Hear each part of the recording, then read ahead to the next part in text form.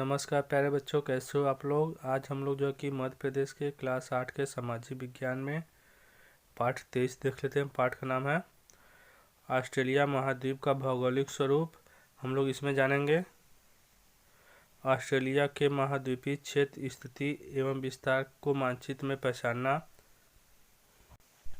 आगे हम लोग जानेंगे ऑस्ट्रेलिया महाद्वीप का धरातलीय स्वरूप किस प्रकार का है। हम लोग आगे देखेंगे ऑस्ट्रेलिया महाद्वीप की जलवायु किस तरह की है। हम लोग आगे जानेंगे महाद्वीप में किस प्रकार की वनस्पति एवं जीव जंतु पाए जाते हैं। प्यारे बच्चों, अभी तक आप हमारे चैनल पर पहली बार आए हैं या नए हो तो नीचे लाल कलर का सब्सक्राइब लिखा होगा, उस पर आप दबा दीजिएगा तो हमारे आप चैनल को सब्सक्राइब कर लीजिएगा। जिससे आपको फ़ायदा ये होगा कि हमारे आने वाले सभी वीडियो आप पर चला जाएगा। आइए हम लोग इसको विस्तार से देख लेते हैं। और हाँ, अगर अभी तक आप लोगों ने 22वां पार्ट नहीं देखा तो अभी तुरंत यहाँ एक कोने में लिंक आएगा, आप उस पर दाबिएगा तो तुरंत जो है कि 22वां पार्ट पर पहुँच जाइएगा। हम लोग देख लेते हैं इसको विस्तार से। ऑस्ट्रेलिया दक्षिणी गोलार्ध में हिंद महासागर व प्रशांत महासागर में स्थित क्षेत्रफल की दृष्टि से विश्व का सबसे छोटा महाद्वीप है। प्यारे बच्चों, ऑस्ट्रेलिया जो है कि दक्षिणी गोलार्ध में है और हिंद महासागर प्रशांत महासागर स्थित क्षेत्रफल की दृष्टि से क्या है, सबसे छोटा महाद्वीप है। और सबसे बड़ा महाद्वीप कौन सा है, हमारा एशिया महाद्वीप। ऑस्ट्रेलिया, तस्मेनिया, न्यूजीलैंड तथा आसपास के द्वीपों को मिलाकर ऑस्ट्रेलिया का भौगोलिक स्वरूप ओशिनिया महाद्वीप के नाम से जाना जाता है। देखिए, ऑस्ट्रेलिया, तस्मेनिया, न्यूजीलैंड और आसपास के जो छोटे छोटे द्वीप है उनको मिलाकर जो कि ऑस्ट्रेलिया का भौगोलिक स्वरूप को हम किस नाम से जानते हैं, ओशिनिया नामक महाद्वीप के नाम से जानते हैं। इस महाद्वीप के प्रधान स्थल खंड ऑस्ट्रेलिया का अक्षांशीय विस्तार 10 डिग्री दक्षिण अक्षांश से 39 डिग्री दक्षिण अक्षांश तथा देशांतरी विस्तार 113 डिग्री पूर्वी देशांतर से 153 डिग्री पूर्वी देशांतर के मध्य स्थित है। मकर रेखा इसके मध्य से होकर जो गुजरती है। देखिए, हमारा जो मकर रेखा है ये जो है कि ऑस्ट्रेलिया के महाद्वीप के सीधे बीच से होकर गुजरती है। इस महाद्वीप के चारों ओर से महासागरों से घिरा हुआ है। देखिए, यह महाद्वीप जो है कि चारों तरफ से किससे घिरा हुआ है, महासागरों से घिरा हुआ है। उत्तर से दक्षिण तो इसका विस्तार 3200 किलोमीटर और पश्चिम से पूर्व 3900 किलोमीटर है। अगर हम लोग इसके विस्तार के बारे में बात करें तो जो है कि उत्तर से दक्षिण की ओर इसका विस्तार कितना 3200 किलोमीटर है और पश्चिम से पूर्व की ओर इसका विस्तार जो है कि 3900 किलोमीटर है। ऑस्ट्रेलिया के पूर्व में कोरल सागर, प्रशांत महासागर और तस्मान सागर। देखिए, ऑस्ट्रेलिया के पूर्व में हमारा कौन सा सागर, कोरल सागर है, प्रशांत महासागर है और जो है कि तस्मान सागर है। उत्तर में न्यूगिनी द्वीप, कालिपेंडिया की खाड़ी, तोमोर सागर तथा अराफरा सागर है। दक्षिण पश्चिम में हिंद महासागर तथा दक्षिण पूर्व में तस्मेनिया द्वीप, न्यूजीलैंड तथा पूर्व में फिजी द्वीप है। ऑस्ट्रेलिया, न्यूजीलैंड, पापुआ न्यू व फिजी इस महाद्वीप के प्रमुख देश हैं। देखिए, नक्शा पे हमारा जो है कि इधर हिंद महासागर है। ये हमारा नक्शा बताया किसका है, ऑस्ट्रेलिया का नक्शा है।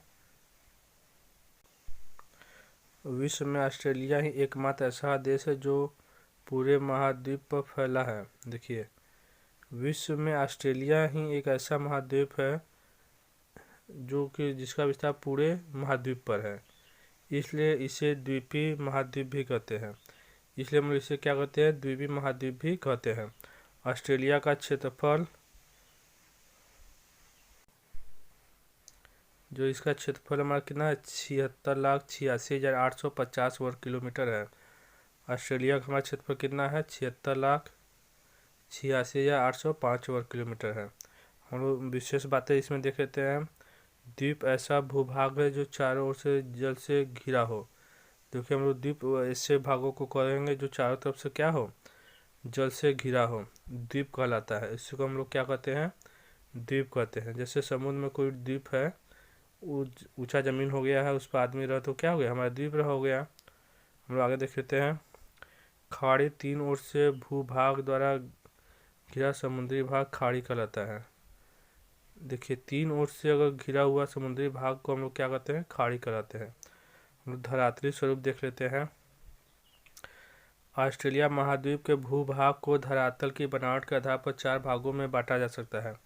देखिए अब हम लोग ऑस्ट्रेलिया का धरातली बनावट हम लोग देखते हैं, तो इसमें कह रहा है भूभाग को जो कि बनावट के आधार पर हम लोग कितने भागों में बांट सकते हैं, 4 भागों में बांट सकते हैं। इसका पहला पश्चिमी पठार। ऑस्ट्रेलिया का पश्चिमी भाग एक विस्तृत पठारी क्षेत्र है। देखिए ऑस्ट्रेलिया के पश्चिम में जो है कि एक बहुत बड़ा पठारी क्षेत्र है, जो महाद्वीप के लगभग 2/3 भाग पर उत्तर से दक्षिण तक फैला हुआ है। और ये पूरे महाद्वीप के जो है कि 2/3 भाग को अकेले कवर करता है। पश्चिमी पठारी किधर पड़ा हुआ है, उत्तर से दक्षिण की तरफ फैला हुआ है।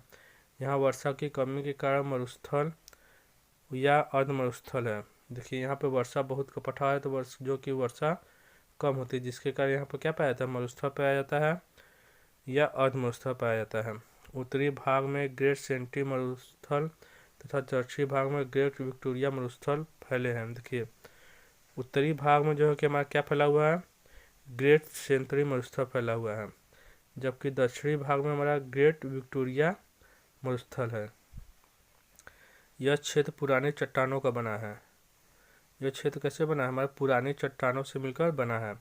यहाँ अनेक खनिजों का भंडार है। देखिए हम लोग पिछले पार्ट में भी पढ़े थे कि पठार में बहुत सारे खनिज पाए जाते हैं, तो ये कह रहा है कि यहाँ पर अनेक खनिजों का क्या है, भंडार है, जिसमें कालगुरली तथा कुलीगाडी सोने के खाने विश्व प्रसिद्ध है। देखिए 2 खान जिसमें कालगुरली और कुलगाडी सोने के 2 प्रमुख विश्व में प्रसिद्ध खाने हैं। हम लोग अगला देख लेते हैं, दूसरा इसमें मध्यवर्ती निम्न भूमि। मध्यवर्ती निम्न भूमि में देखते हैं पश्चिमी पठार और पूर्वी पर्वत श्रेणियों के मध्य एक बड़ा मैदान है। देखिए यह पश्चिमी और पूर्वी पठार की श्रेणियों के बीच में एक बड़ा सा मैदान है।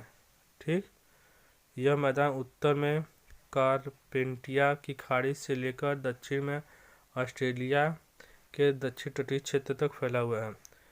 देखिए यह मैदान जो कि उत्तर में जो कि कारपेंटिया की खाड़ी से लेकर दक्षिण में जो कि ऑस्ट्रेलिया के दक्षिण तक फैला हुआ है। इस निम्न भूमि क्षेत्र में कई नदियां प्रवाहित होती है। हमारे इस भूमि में जो कि कई प्रकार की नदियां निकलती हैं, लेकिन उनमें से अधिकांशतः नदियां समुद्र तक न पहुंचकर यहाँ स्थित छोटी छोटी अंतःस्थलीय झीलों में गिरती है। उनसे जो नदियाँ निकलती है सीधे समुद्र में नहीं जाती है, बल्कि जो वहाँ छोटे छोटे झीलें हैं वहाँ पे वो सब मिल जाती हैं। इस क्षेत्र में इस महाद्वीपीय की सबसे बड़ी आयर झील भी स्थित है। इसी क्षेत्र में महाद्वीप की सबसे बड़ी आयर झील भी मिल जाता है। इस प्रकार मध्यवर्ती निम्न भूमि में आयर झील के चारों ओर का बहुत बड़ा भाग अंतःस्थलीय प्रवाह के क्षेत्र के रूप में जाना जाता है। अंतःस्थलीय अपवाह तंत्र से तात्पर्य उस जल प्रवाह से है जिसमें बहने वाली नदियों का पानी समुद्र तक नहीं पहुंचकर उसी क्षेत्र में किसी जलीय क्षेत्र में मिल जाता है। देखिए इसी क्षेत्र में जो है कि निम्न भूमि आयर झील पाया जाता है। इससे जो नदियाँ निकलती है समुद्र में नहीं मिल पाती है, बल्कि उसी अंतःस्थलीय अपवाह क्षेत्र में मिल जाती है।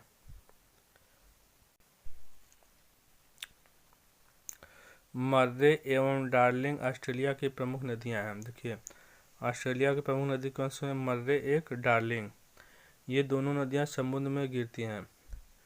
ये नदियां प्रवाह में नहीं बल्कि कहाँ गिरती है, समुद्र में गिरती है। मैदान के दक्षिण पूर्वी भाग में आर्टिजियन बेसिन है। यह क्षेत्र में पाताल तोड़ कुओं से जल प्राप्त होता है। देखिए इस क्षेत्र में जो कि पाताल कुओं से क्या निकाला जाता है, जल निकाला जाता है, पानी निकाला जाता है, जिसके कारण यहाँ पशुपालन का विकास अधिक हुआ है। पानी की पर्याप्तता के कारण यहाँ क्या होता है, पशुपालन बहुत तेजी से विकसित हुआ है। हम लोग तीसरा में देख लेते हैं पूर्वी पर्वत श्रेणियाँ। पूर्वी पर्वत श्रेणियाँ महाद्वीप के पूर्वी तट पर उत्तर में केप यार्क प्रायद्वीप से दक्षिण में तस्मानिया द्वीप तक तट के समांतर इन पर्वत श्रेणियों का विस्तार है। देखिए इस महाद्वीप के जो कि पूर्वी तट पर उत्तर में जो कि केप यार्ड महाद्वीप से दक्षिण में तस्मानिया द्वीप तक इन समांतर श्रेणियों में जो कि पर्वत श्रेणियाँ फैली हुई हैं। यह ऊंचे ऊंचे पठारों की लंबी पट्टी है। यह क्या है? ऊंचे ऊंचे पठारों की एक लंबी पट्टी है जिसे ग्रेट डिवाइडिंग रेंज कहते हैं। हम लोग इसे किस नाम से पुकारते जानते हैं? ग्रेट डिवाइडिंग रेंज के नाम से जानते हैं। यह पर्वत श्रेणियाँ दक्षिण में ज़्यादा सक्रिय व ऊंची हैं। देखिए, यह पर्वत श्रेणियाँ जो कि हमारे दक्षिण में जाते जाते ज़्यादा सक्रिय हो जाती है, पतली हो जाती है और ऊंचाई उनका बढ़ जाता है। हम लोग आगे देखते हैं चौथा, तटीय मैदान। तटीय मैदान महाद्वीप के चारों ओर महासागरीय जल है। महाद्वीप के चारों क्या है? समुद्र का जल है। इसी महाद्वीप के चारों ओर सक्रिय समुद्र तटीय मैदान भी पाए जाते हैं। यहाँ समुद्र रेत और नदियों के मुहाने पर जल मिट्टी पाई जाती है। देखिए, जहाँ पे समुद्र और नदियाँ मिलती हैं वहाँ उसी के मोड़ पे जो कि मुहाने पर जलोढ़ मिट्टी पाई जाती है जो बहुत ही उपजाऊ होती है। ऑस्ट्रेलिया के उत्तर पूर्वी तट के साथ साथ समुद्र में एक विशाल प्रवाल भित्ति मुंगेर की चट्टान जिसे बुलाता है पाई जाती है। इससे यहाँ ग्रेट बैरियर रीफ कहा जाता है। हम लोग इस मुंगेर की चट्टान को क्या कहते हैं? ग्रेट बैरियर रीफ कहते हैं। विश्व प्रसिद्ध इस प्रवाल भित्ति की लंबाई 1920 किमी है। और इसका लंबाई कितना? प्रवाल भित्ति की लंबाई बहुत लंबी 1920 किमी है, जो तट से 11 किलोमीटर से लगभग 100 किलोमीटर दूर तक फैली हुई है। जो उसके तट से 11 किलोमीटर से 100 किलोमीटर दूर तक फैला हुआ है। इस प्रवाल भित्ति का निर्माण प्रवाल नाम के अत्यंत छोटे छोटे जीवों के अस्थि पिंजरों के जमाव से हुआ है। देखिए, ये प्रवाल भित्ति के निर्माण जो छोटे छोटे कीड़े मकोड़े होते हैं, जीव मर जाते हैं, उनके अस्थि पंजरों मतलब हड्डियों के जमाव के कारण हुआ है। प्रवाल एक प्रकार के छोटे समुद्री जीव होते हैं जो समुद्र की तली के चट्टानों से चिपके रहते हैं। देखिए, प्रवाल क्या है? एक छोटे छोटे समुद्री जीव है जो समुद्र के नीचे जो चट्टानें होती है उस पर क्या रहता है? वो चिपके रहते हैं। प्रवाल उष्ण कटिबंधीय समुद्रों के स्वच्छ और उथले जल में ही अच्छी तरह पनपते हैं। प्रवाल जीवों को मरने पर उनके अस्थि पंजर पर अपने स्थान पर ही जमे रह जाते हैं। देखिए, जब प्रवाल जीव मर जाते हैं तो क्या करते हैं? उनके अस्थि पंजर उसी स्थान पर जमे रह जाते हैं और नए प्रवाल उनके ऊपर जन्म ले लेते हैं। और जो मर जाते हैं उनके ऊपर क्या होता है? नया प्रवाल जन्म ले लेता है। प्रवाल के अस्थि पंजरों की इस विशाल जमाव को प्रवाल भित्ति कहते हैं। देखिए, एक मरा उसके ऊपर दूसरा जन्म गया, फिर अगले साल वो मरेगा उसके ऊपर दूसरा जन्म हो जाएगा। इस तरह से क्या हो गया? एक प्रवाल भित्ति का वहाँ पे निर्माण हो गया। इसलिए हम लोग उसे क्या कहते हैं? प्रवाल भित्ति कहते हैं। प्रवाल भित्ति पर रंग बिरंगे जीव व वनस्पतियाँ पाई जाती हैं। देखिए, इस प्रवाल भित्ति पर कई प्रकार के रंग बिरंगे जीव के साथ साथ वनस्पतियाँ भी पाई जाती हैं। इन्हें देखने के लिए संसार के विभिन्न क्षेत्रों से लोग यहाँ आते हैं। एक तरह से ये टूरिज्म का काम कर रहा है। कोरल चट्टानें अर्थात प्रवाल भित्ति को देखने के लिए पर्यटक शीशा युक्त पनडुब्बी जहाज का उपयोग करते हैं और इन कोरल चट्टानों को देखने के लिए जो कि पर्यटक जो वहाँ आते हैं शीशा युक्त पनडुब्बी का इस्तेमाल करते हैं जिससे वो बाहर की ओर देख सके। ऑस्ट्रेलिया के दक्षिण पूर्व क्षेत्र में न्यूजीलैंड है। देखिए, आपका ऑस्ट्रेलिया के दक्षिण पूर्व में कौन सा देश है? न्यूजीलैंड है। न्यूजीलैंड एक पहाड़ी द्वीप समूह है। न्यूजीलैंड कैसा? एक पहाड़ी द्वीप समूह है। उत्तर तथा दक्षिण दोनों द्वीपों में एक पर्वत श्रेणी उत्तर से दक्षिण तक फैली है। दक्षिणी द्वीप में इस पर्वत श्रेणी को दक्षिणी अल्पास कहते हैं। देखिए, दक्षिण द्वीप की इस पर्वत श्रेणी को हम लोग क्या कहते हैं? दक्षिणी अल्पस कहते हैं। क्या कहते हैं? दक्षिणी अल्पस कहते हैं। न्यूजीलैंड के उत्तरी तथा दक्षिण द्वीपों को सक्रिय कुक जल संधि द्वारा एक दूसरे से अलग करती है। न्यूजीलैंड के जो कि उत्तरी तथा दक्षिणी द्वीपों को क्या कहता है? एक सक्रिय कुक संधि जल संधि द्वारा एक दूसरे को क्या करती है? अलग करती है। अब हम लोग दक्षिण जो कि ऑस्ट्रेलिया का जलवायु देख लेते हैं किस तरह का वहाँ जलवायु है। ऑस्ट्रेलिया दक्षिणी गोलार्ध में स्थित है। हमारा ऑस्ट्रेलिया कहाँ है? दक्षिणी गोलार्ध में स्थित है, इसलिए यहाँ उत्तरी गोलार्ध के विपरीत ऋतुएं होती है।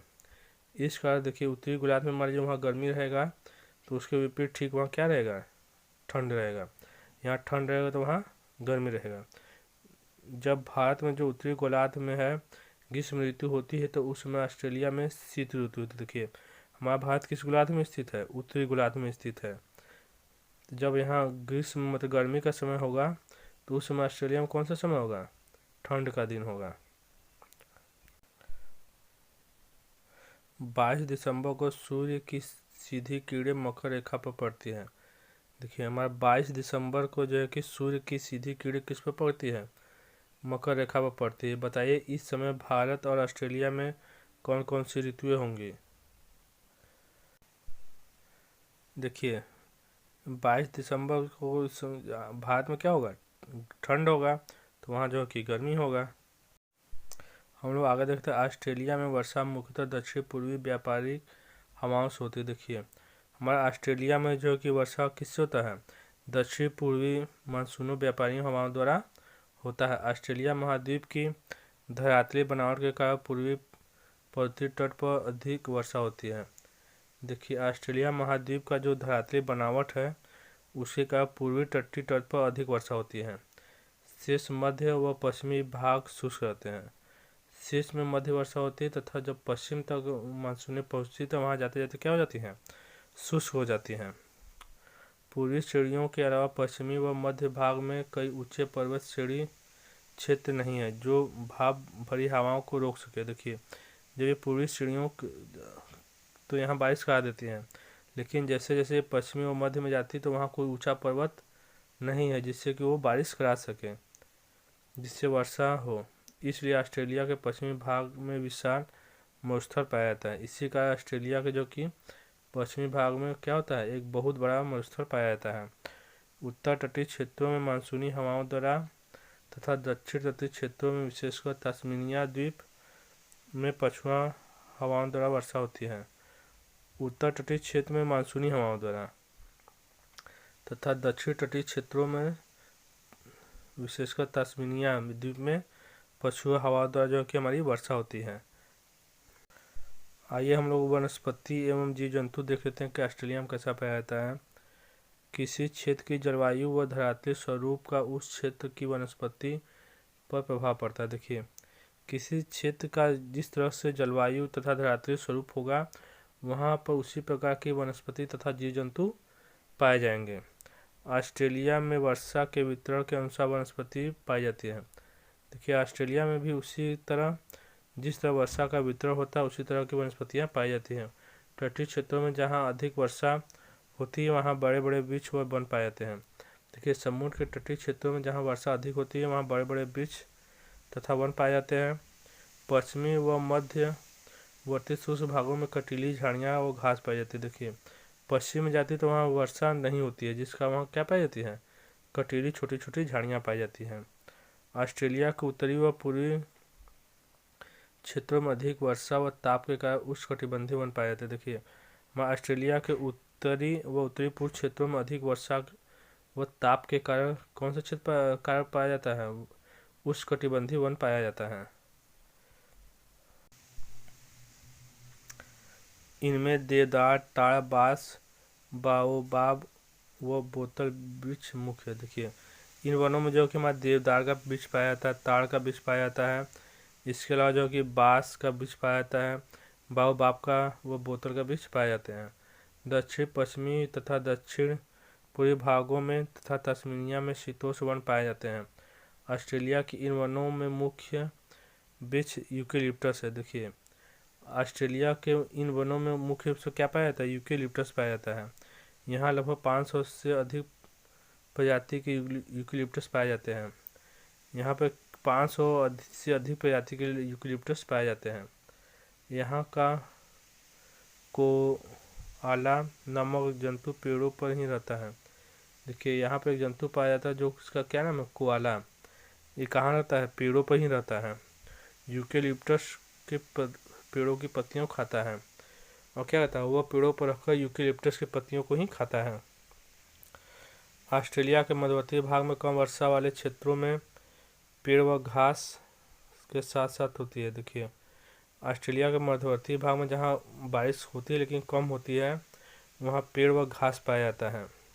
यहाँ दो प्रकार के घास भूमि मिलती है। यहाँ दो प्रकार की घास वाली भूमि मिलती है। उत्तरी क्षेत्र में उष्णकटिबंधीय घास भूमि। देखिए, हमारा उत्तरी क्षेत्र में जो कौन सा घास, उष्णकटिबंधीय छात्र, तथा दक्षिण में मरे डार्लिंग बेसिन में शीतोष्ण घास भूमि है, जिसे डाउन्स के नाम से भी जाना जाता है। इस क्षेत्र में कंगारू नामक जंतु की बाहुल्यता है। देखिए, डाउन्स वाले जो घास के मैदान है, इसमें कौन सा जंतु पाया जाता है, कंगारू नामक जंतु बहुत ही ज़्यादा मात्रा में पाए जाते हैं। कंगारू ऑस्ट्रेलिया का प्रतीक चिन्ह है, और हमारा जो कंगारू है वो ऑस्ट्रेलिया क्या है, राष्ट्रीय पशु, एक तरह से कहिए राष्ट्रीय चिन्ह है।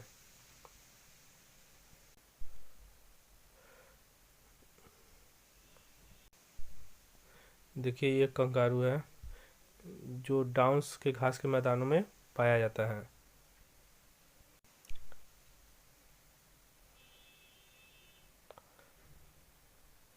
एमू, कोकोबरा तथा लायर बर्ड ऑस्ट्रेलिया के विभिन्न पक्षी हैं। देखिए, एमू, कोकाबर्रा तथा लायर बर्ड ऑस्ट्रेलिया के प्रमुख पक्षी है। देखिए, एमू पक्षी हम देखते हैं, बड़े आकार के पक्षी जो उड़ नहीं सकता लेकिन तेज दौड़ता है। देखिए, इसका आकार क्या होता है, बहुत बड़ा होता है। यह पक्षी उड़ता नहीं है लेकिन बहुत तेज भागता है। कोकाबर्रा हम लोग देख लेते हैं। विचित्र बोली व हंसी के कारण इसे लाफिंग जयकाल भी कहते हैं। देखिए, इसका बोली भी बहुत विचित्र तरह का होता है, जिस कारण हम लोग इससे क्या कहते हैं, लाफिंग जयकाल कहते हैं। हम लोग आगे देखते हैं। लायर बर्ड संसार के सबसे सुंदर पक्षियों में से एक है। देखिए, ये लायर बर्ड जो है संसार के सबसे सुंदर पक्षी में से हमारे एक है, बहुत ही सुंदर होता है। कीवी तथा पेंगुइन न्यूजीलैंड की प्रसिद्ध पक्षी है। हमारा कीवी तथा पेंगुइन जो है कि न्यूजीलैंड की प्रमुख पक्षियाँ हैं। कीवी न्यूजीलैंड का राष्ट्रीय पक्षी है। देखिए, ये हमारा कीवी है, ये न्यूजीलैंड का क्या है, राष्ट्रीय पक्षी है। और ऑस्ट्रेलिया का जो है कि कंगारू राष्ट्रीय पशु था। यह उड़ नहीं सकता परंतु बहुत तेज दौड़ता है। कीवी जो है कि उड़ता तो नहीं है लेकिन एमू की तरह क्या करता है, बहुत तेज भागता है।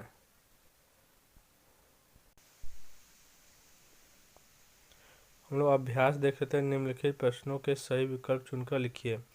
इसमें पहला, ऑस्ट्रेलिया महाद्वीप के बीचों बीच से गुजरने वाली मुख्य अक्षांश रेखा, पहला कर्क रेखा, दूसरा भूमध्य रेखा, ग मकर रेखा, घ उपरोक्त में से कोई नहीं। हमारा सही कौन सा है, घ मकर रेखा। हम लोग दूसरा क्वेश्चन देख लेते हैं।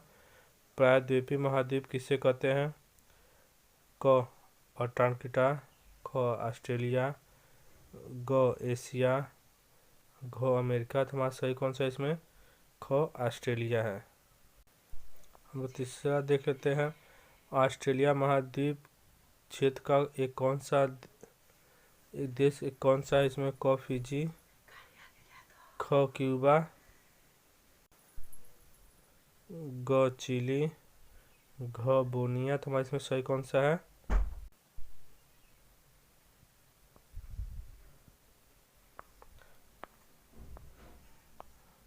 हमारा क सही है। प्यारे बच्चों, मैं एक अभ्यास का एक अलग से प्रश्न बना दूंगा, जो कि वीडियो बना दूंगा, जिससे आप लोग आसानी से कम समय में देख सकते हैं। प्यारे बच्चों, वीडियो पसंद है तो लाइक करें, चैनल को सब्सक्राइब करें और अपने दोस्तों के साथ शेयर करना ना भूलें, क्योंकि आपका लाइक करना ये क्या है, हमारी मेहनत का फल है। आप लाइक करिएगा तो हमें अंदर से क्या मिलेगा, ऊर्जा मिलेगा। और हाँ, हम लोग क्या है, गर्व से सभी लोग कहें हम सब क्या है, भारतीय है। जय हिंद, जय भारत।